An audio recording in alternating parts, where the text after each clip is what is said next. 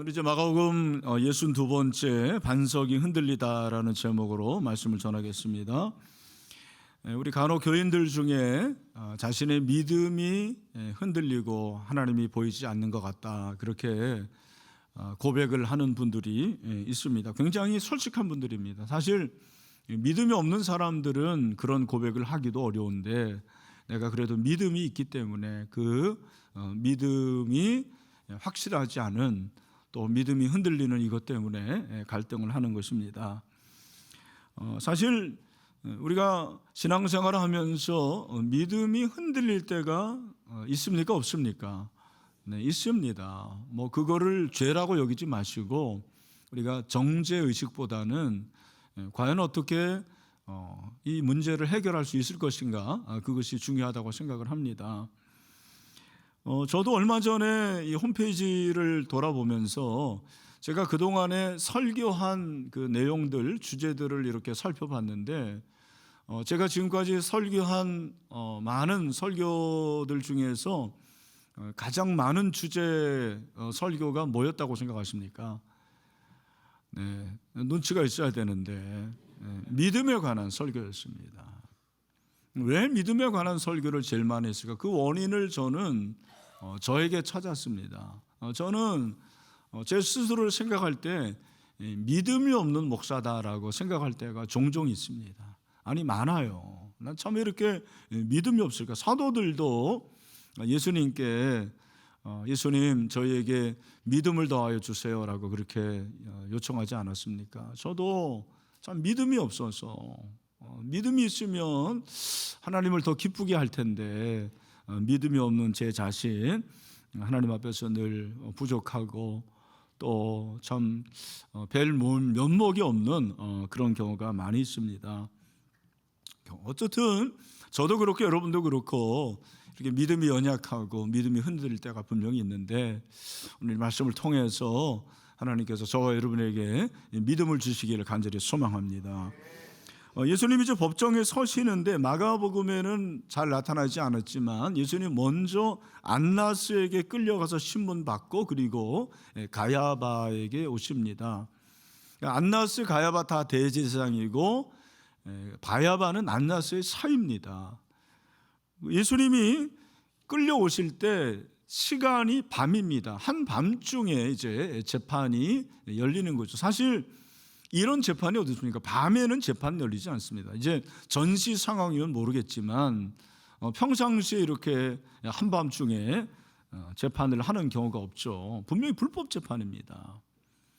그런데다가 예수님을 잡아 죽이려는 이 사람들, 대제사장들, 장로들, 서기관들이 종교 지도자들이고, 이들이 사내들인 국회의원들과 마찬가지인데 이미 마음이 하나가 됐어요. 뭐 하는데? 예수님을 죽이는데 마음이 하나 돼가지고 한 통속이 돼가지고 예수님을 죽이려 하고 있습니다. 53절에 그걸 얘기해 주고 이들이 모였는데, 여기서 우리가 주목할 것은 그럼에도 불구하고 한 사람이 끝까지 예수님을 따라가죠. 제자들이 다 도망갔는데, 그러나 한 사람이 끝까지 예수님을 따라가죠. 그 사람이 누굽니까? 바로 베드로라는 사람입니다. 베드로가 예수님을 따라갔는데 어디까지 따라갑니까? 54절을 보니까 대제사장의 집들 안까지, 굉장히 깊숙이 들어간 거예요. 사실 이것만 해도 우리가 칭찬해 줘야 되나? 그런 생각이 들지만 굉장히 깊숙이 들어갔습니다. 그런데 우리가 주목할 것은 베드로가 예수님을 그렇게 따라갔는데 어떻게 따라갑니까?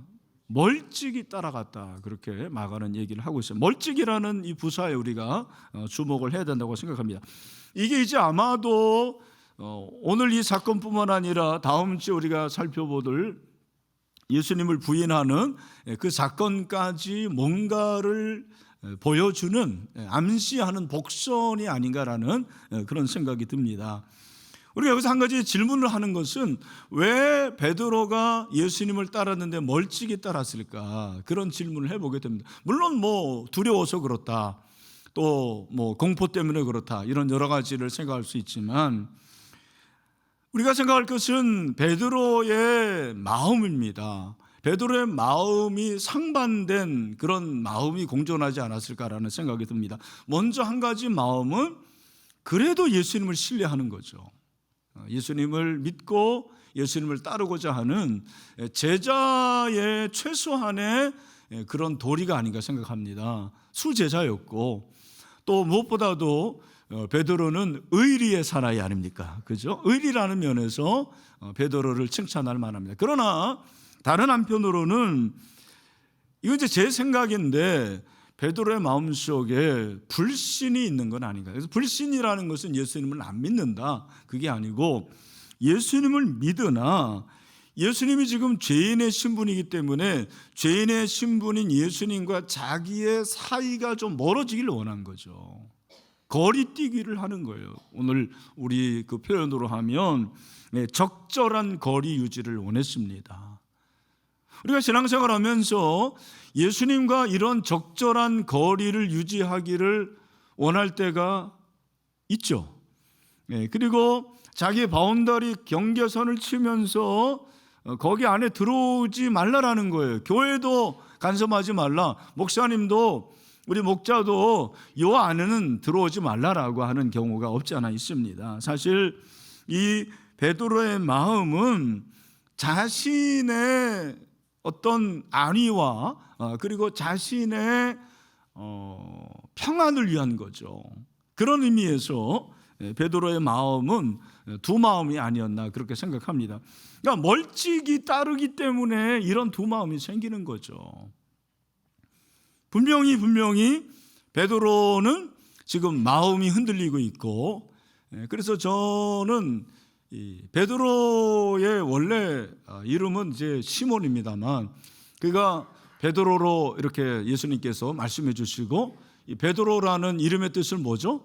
반석인데, 이 반석이 지금 균열이 가는 건 아닌가, 반석이 지금 조금씩 깨지고 있는 것은 아닌가라는 그런 생각을 가지고 설교 제목을 반석이 흔들리다 그렇게 한번 정해봤습니다. 원래 시몬은 바요나 시몬, 그러니까 요한의 아들이에요. 바요네 시몬이었는데, 가이사랴 빌립보에서 예수님이 사람들이 누구라 하느냐, 너희는 나를 누구냐 했을 때 베드로가 유명한 그런 고백을 하지 않습니까? 우리가 잘 아는 거죠. 마태복음 16장 16절 말씀. 자, 우리 제자훈련 1권1과 나의 신앙고백과 간증의 암송이기도 하지만 여러분들도 다 우리 신일교회라면 다 암송해야 됩니다. 시작. 시몬 베드로가 대답하여 이르되 주는 그리스도시요 살아계신 하나님의 아들이시니이다. 아멘. 네, 여러분 정말 그렇게 믿으십니까? 예수님은 하나님의 아들이십니다. 그리고 예수님은 살아계십니다. 그러니까 예수님이 너무 감동해가지고 야 진짜 너 대단하다 이렇게 고백하게 한 것은 혈육이 아니고 바로 나의 아버지 하나님이 너를 이렇게 고백하게 했다 그렇게 하시면서 18절에서 이제 우리가 이 말씀을 잘 알아야 되겠죠. 우리 18절 말씀도 같이 한번 읽겠습니다. 시작. 또 내가 내게 이르노니 너는 베드로라 내가 이 반석 위에 내 교회를 세우리니 음부의 권세가 이기지 못하리라. 아멘. 너는 뭐래요? 베드로. 아니 뭘 베드로를 지금까지는 시몬이었다니까요. 그런데 너를 뭐라고 그러는 거예요? 베드로. 베드로는 페트로스죠. 이게 반석이에요. 네가 반석이다. 그래서 이 반석 위에 내 교회를 세운다. 캐톨릭에서는 베드로를 반석이라고 그래요. 그러나 베드로가 반석이라는 말은 틀린 게 바로 이 본문인 것 같아요. 왜냐하면 반석이 예수님을 멀찍이 따라가고 반석이 다음 주처럼 예수님을 부인하면 안 되는 거죠. 반석은 견고하고 튼튼하고 흔들림이 없는 것인데 바로 베드로가 반석이 아니고 반석은 무엇입니까? 베드로의 신앙 고백이 반석입니다. 베드로의 고백, 베드로의 믿음입니다. 그죠? 그것이 바로 예수님을 감동시킨 것입니다. 그랬는데 베드로의 믿음이 지금 흔들리고 있는 거죠. 균열이 생기고 있는 거예요. 깨지고 있는 것이죠. 저는 이 말씀을 준비하면서 제 혼자 빙그레 웃어봤는데 반석하면은 생각나는 그런 친구가 있습니다. 제가 모교에서 대학생 때 주일학교 교사를 했는데 우리 부서에 신반석이라는 친구가 있었습니다. 신반석. 그러니까 부모님이 너 반석처럼 그렇게 신앙생활 잘하라고 그랬는데 이 친구가 얼마나 개구장이었는지 몰라요. 예배 시간에도 그냥 뭐 농땡이 치고 막 그랬는데 그때 우리 부서를 지도했던 전도사님이 우리 신반석이를 신반석이라고 부르지 않고 신발장이라고 불렀어요. 그래서 그게 생각이 나던데 베드로가 반석인데 이게 배발장이 되는 건 아닌가 그런 생각을 했습니다만 오늘 이 본문에 보면 저는 인간의 신념이 얼마나 참 부질없는 것인가라는 생각을 먼저 해봤어요. 왜냐하면 우리가 마가복음 14장에서 살펴본 대로 예수님이 제자들에게 너희가 다 나를 버리고 그리고 흩어지리라 그랬는데 그때 베드로가 뭐라고 고백합니까? 마가복음 14장 29절에서 뭐라고 그러죠? 베드로가 여쭤오되 다 버릴지라도 나는 그리하지 않겠나이다. 제가 뭐라고 그랬습니까? 절대라는 말을 사용하는 사람을 조심하라고 그랬잖아요. 절대 나는 그럴 리가 없습니다. 다 버려도 나는 버리지 않겠습니다. 물론 버리지 않은 것 같아요. 그러나 이미 버리기 시작한 거예요. 멀찍이 주님을 떠났습니다. 인간의 신념은 그렇게 강하지 않습니다. 여러분 믿음이라는 것도 그렇죠. 그가 주는 그리스도 살아계신 하나님의 아들입니다라고 그렇게 고백을 했지만 그러나 그 믿음이 점점점 흔들리고 있고 반석이 흔들리고 있고 다음 주에는 그가 주님을 부인할 뿐만 아니라 저주까지 하는 것을 보면서 야 나의 믿음이 어디에 있는 건가 그런 질문을 해봐요. 여러분 스스로 이 시간 한번 생각해 보세요. 나는 정말 믿음 있는 사람인가? 주님의 고난 앞에서 내가 손해나 그리고 나의 어떠한 이름, 명예 이런 거에 상관없이 예수님을 끝까지 믿는 그런 믿음의 사람인가라는 질문을 해보게 되는 거예요. 우리가 그러지 못할 때도 있거든요.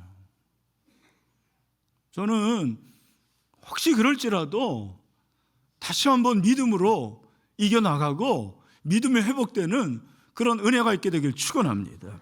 그래서 믿음이 흔들릴 때, 이 반석이 흔들릴 때 어떻게 되는가? 첫 번째는 우리 따라합시다. 반석이신 예수님을 의지하라.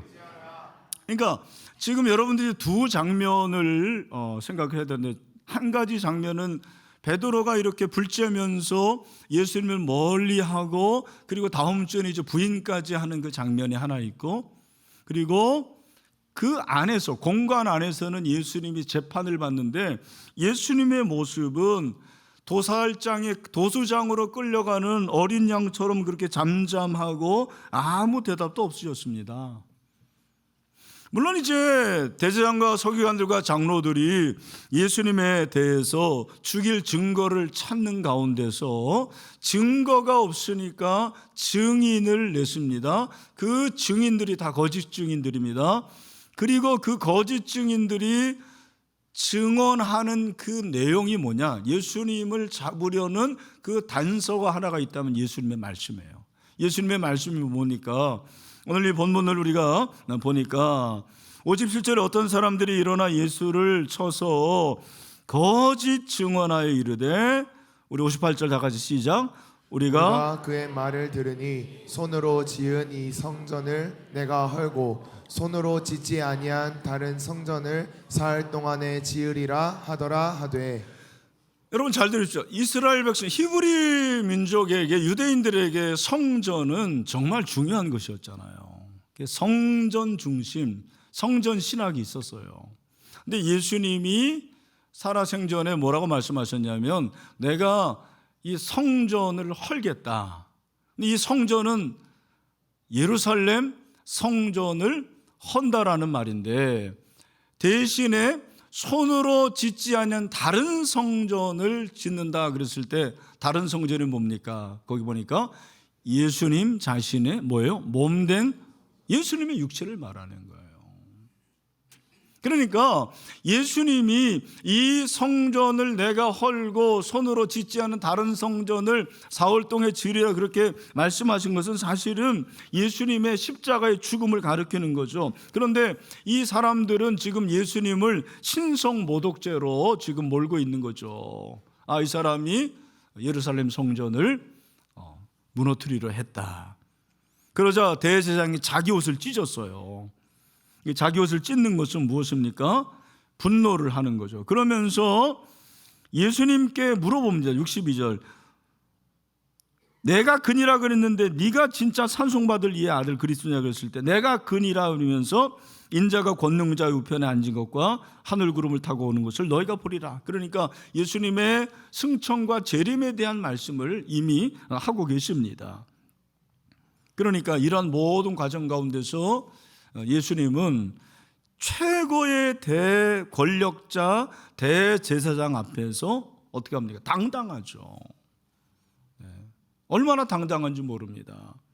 겁을 집어먹고 그리고 비겁하고 타협하고 그렇게 하지 않아요.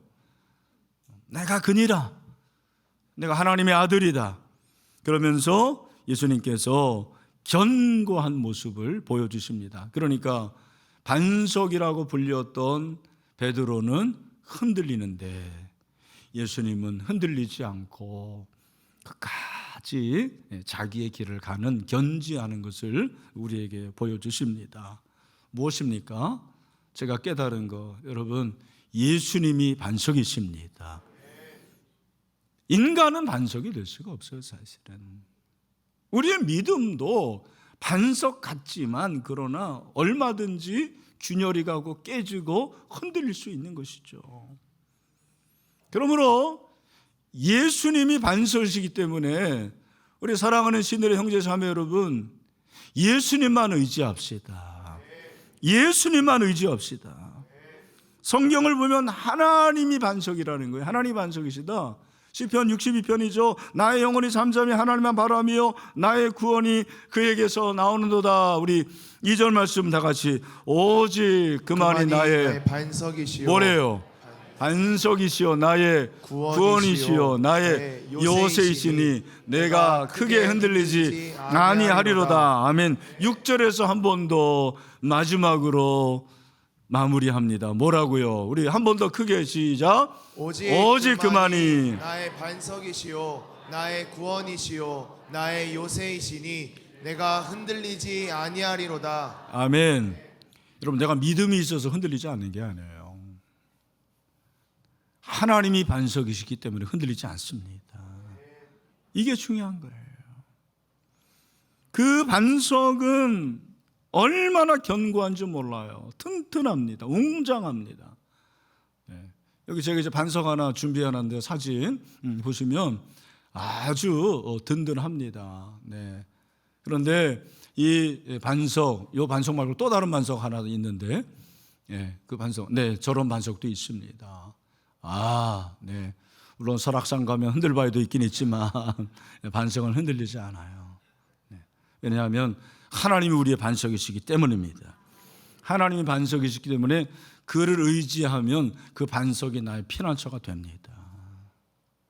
이 세상의 것들이 흔들리지 않는 것 같지만 다 흔들립니다. 권력도 흔들리고, 금욕도 흔들리고, 뭐 직업도 요즘에 여기 이제 의사도 있겠지만, 뭐 의사가 최고 아닙니까? 한때는 교수가 철밥통이라고 그랬는데 여러분 어떻게 될지 모르는 거예요. 그런 의미에서 목사가 제일 좋은 게 아닌가라는 생각이 드는데 여러분 하나님이 반석이십니다. 하나님만 의지합시다. 또한 예수 그리스도가 반석이십니다. 할렐루야. 그러니까 이스라엘 백성이 출애굽해서 신광에 도착하고 가데스 바네에서 물이 없을 때 모세가 기도하니까 하나님이 뭐를 치라고 그러는 거예요? 반석을 치라고 그럽니다. 아까 그 보여준 그 반석이 바로 무리바에 있는 반석이에요. 저렇게 생겼습니다. 그 반석을 쳤는데 뭐가 나옵니까? 물이 나오죠. 그래서 이 사건을 두고 사도 바울이 뭐라고 말하면 고린도서 10장 4절을 보니까 다 같은 신령한 음료를 마셨으니 이는 그들을 따르는 신령한 반석으로도 마셨으며, 다 같이 시작. 그 반석은 곧 그리스도시라. 반석이 누굽니까? 그리스도. 여러분, 예수님이 반석이세요.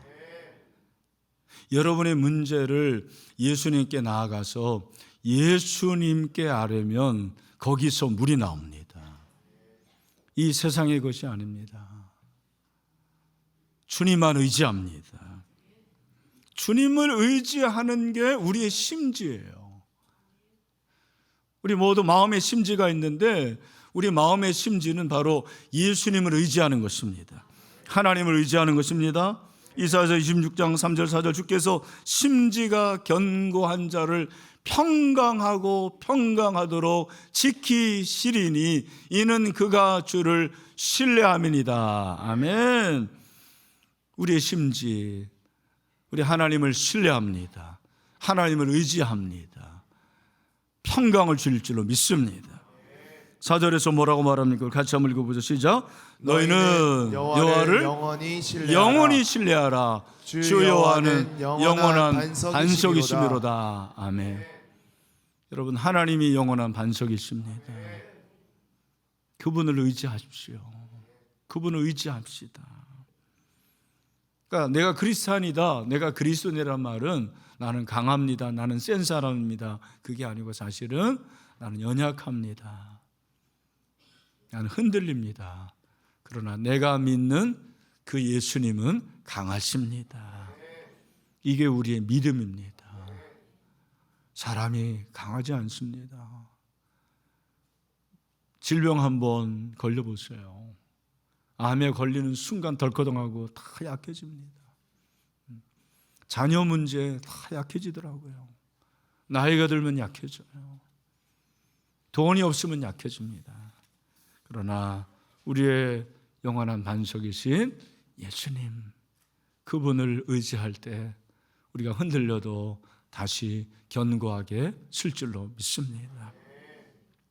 또 우리가 믿음이 흔들릴 때, 반석이 흔들릴 때 오히려 반석이신 예수님께 나아갑시다. 여러분, 예수님께 나아가면 됩니다. 우리가 이제 믿음이 흔들리면 두 마음이 생겨요. 그리고 믿음이 흔들리면 뒤로 물러섭니다. 이게 일반적인 패턴입니다. 믿음이 흔들리면 뒤로 나가려고 하고, 그래서 주님 앞에 나오기를 꺼려해요. 싫어해요. 자꾸 뒷자리 가가지고 저 맨 위로 가고 막 그래요. 그러다가 이제 비전홀로 가고 비전홀에서 예배 드린다고 믿음이 약한 건 아닙니다. 그러나 이게 보면 하루아침에 이루어지는 건 아닙니다. 그러니까 베드로도 지금 멀찍이 따라갔습니다만 바로 전에 예수님이 기도하실 때 뭐 했죠? 쿨쿨 잤잖아요. 자고 멀찍이 따라가고, 그리고 예수님을 부인하고 예수님을 저주하고, 이게 하나의 패턴이에요. 나아가지를 않는 거예요. 자꾸 뒤로 물러서요. 여러분, 믿음이 흔들릴 때일수록 주님 앞에 나와야 됩니다. 기도의 자리에 나가야 됩니다. 예배의 자리에 나와야 돼요. 사실 우리가 믿음이 제일 좋을 때가 언제냐, 믿음이 제일 좋은 장소가 어디냐, 어딜까요? 지금입니다. 여러분, 지금 제일 믿음 좋지 않아요? 뭐라도 막 할 것 같잖아요. 근데 세상에 나가면 또 흔들리고 쓰러집니다. 괜찮아요. 여러분, 다음 주에 다시 오면 될 줄로 믿습니다. 여러분의 자리에서 하나님을 찾으시길 바랍니다. 은혜 보좌 앞에 담대히 나아가시길 바랍니다. 히브리서 10장 38절 39절 좋은 말씀, 너무 중요한 말씀. 시작. 나의 의인은 믿음으로 말미암아 살리라. 또한 뒤로 물러가면 내 마음이 그를 기뻐하지 여기 아니하리라 보니까 하셨느니라. 뒤로 물러가면 하나님이 기뻐하시지 않는데요. 그죠? 할렐루야. 근데 여기 믿음으로 말미암아 살리라 그랬는데, 여기 믿음이라는 히브리어 단어가 에무나인데 강하게 버티는 거예요. 따라합시다. 강하게 버티자. 여러분, 신앙은 버티는 거예요. 흔들릴 때 뒤로 물러서지 말고 버텨야 됩니다. 버티기. 네, 버티면 될 줄로 믿습니다. 그러니까 버티지 않으면 뒤로 물러가게 되고, 뒤로 물러가면 두 마음이 생기는 거예요. 두 마음이 생기면 하나님께 집중하기가 어려워요. 이 마음이 중요한데 한 마음이 너무 중요하거든요. 한 사람만 사랑할 때 한 마음이 생기잖아요. 그죠? 저와 여러분이 하나님만 사랑하고 하나님께 나아갈 수 있는 그런 한 마음이 되기를 주님의 이름으로 축원합니다. 신명기 31장 6절 말씀도 한번 읽어봐요. 자, 우리 다 같이 시작. 너희는 강하고 담대하라. 두려워하지 말라. 그들 앞에서 뭐하지 말라? 떨지 말라. 여러분, 떨지 마십시오. 자, 왜냐하면 이는 내 하나님 여호와 그가 너와 함께 가시며 너를 떠나지 아니하고 버리지 아니하실 것임이라. 삼중 약속이에요. 여러분, 버티고 떨지 않으면 하나님이 함께 하십니다. 여러분, 떠나지 않습니다. 버리지 않습니다. 그 은혜가 넘치기를 축원합니다. 우리가 믿음이 떨리고 그리고 흔들리면 두 마음이 생김과 동시에 이제 어떤 마음이 드냐면, 내가 뭐 이렇게 열심히 할 필요 있나? 그런 마음이 들어요. 내가 이렇게 뭐 힘들게 목자 해야 되나? 목원들 따라주지도 않는데, 교사들 뭐 열매도 없는데 내가 이 뭐 밑빠진 독에 물 붓기 아닌가라는 그런 마음이 들어요. 근데 목사도 마찬가지입니다. 믿음이 흔들리면 사명에까지 영향을 미치는 거예요. 그래서 중요한 겁니다, 믿음이. 우리가 이제 독일에서 유명한 목사님 하면 이제 보네포죠. 근데 보네포 목사님도 유명하지만 보네포 목사님처럼 정말 놀라운 사역을 감당하고 큰 영향을 끼쳤던 목사님이 헬무트 틸리케라는 목사님입니다. 아마 아시는 분도 있을 텐데, 이 헬무트 틸리케는 1908년생입니다. 그가 24살에 갑상선 암에 걸립니다. 24살 젊은 날에 갑상선 암에 걸려서 투병을 하는 거예요. 그럼에도 불구하고 하나님께서 그에게 지혜와 지식을 주신 것 같아요. 공부해서 PhD를 받습니다. 그리고 쾰른 병원에서 치료를 받아가지고 그가 에르랑겐 대학에서 교수가 돼요.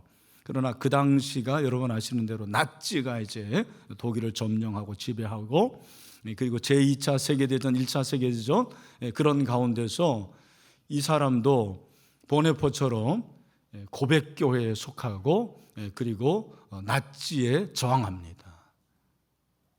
당연히 교수를 박탈당합니다. 교수직을 박탈당하고 그 독일의 그 남부에 가보면 라벤스부르크라는 곳이 있는데 거기서 설교를 하면서 나치에 저항합니다. 1942년부터 45년까지는 이제 나치가 패망할 때, 2차 세계전 마지막 때까지 그 슈트가르트라고 있죠. 슈트가르트에서 설교를 합니다. 목회를 하는데 기록에 보면 3,000명이 모였다고 그랬어요. 설교를 너무 잘했습니다. 근데 이분에게도 회의가 오는 거예요. 어떤 회의입니까? 자기가 그렇게 목회하고 설교합니다만 여전히 나치는 건재한 거예요. 분명히 망해야 될 것 같은데. 그리고 연합군이 이제 폭격을 하는데 폭격으로 인해서 주일날 보면은 다음 주에 보면 분명히 이 자리에 앉아 있었는데 폭격에 맞아가지고 세상을 떠나는 거예요. 그런 아버지, 그런 아들들, 전쟁에서 또 전사하고 이런 걸 보면서 내가 이렇게 설교하면 뭐하나, 내가 이렇게 목회하면 뭐하나라는 그러한 회의감이 온 거예요.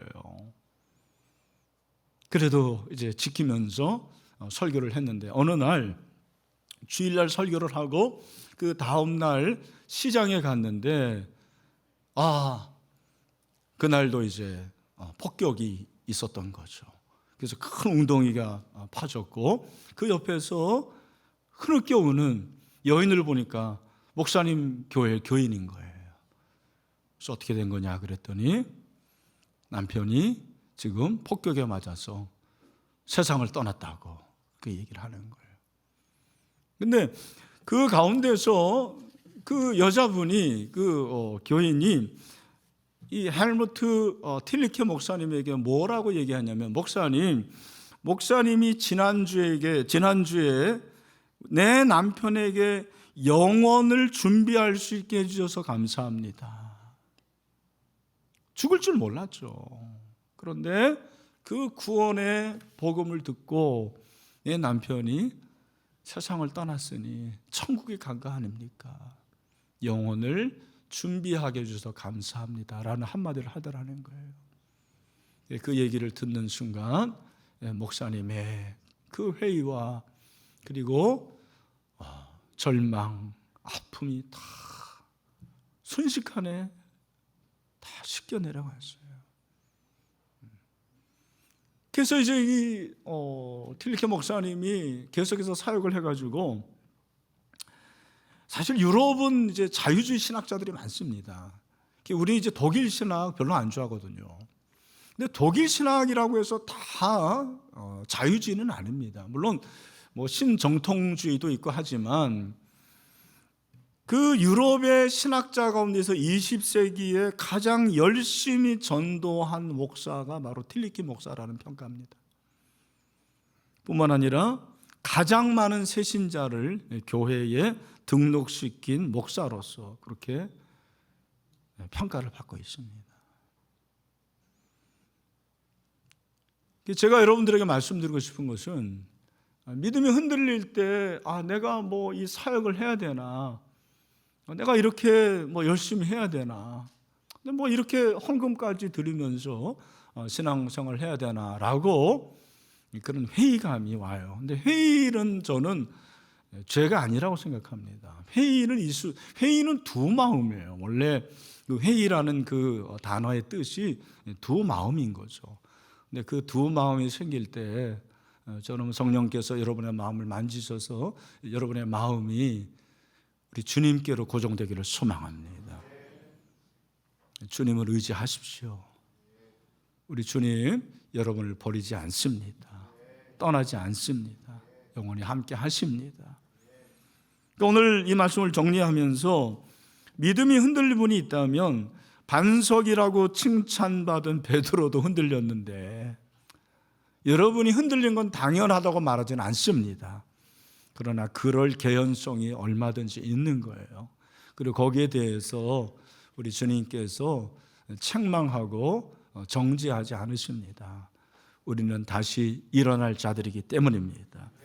예수님을 의지하고 앞으로 나아갑시다. 그래서 승리할 수 있는 저와 여러분 되시기를 주님의 이름으로 축원합니다.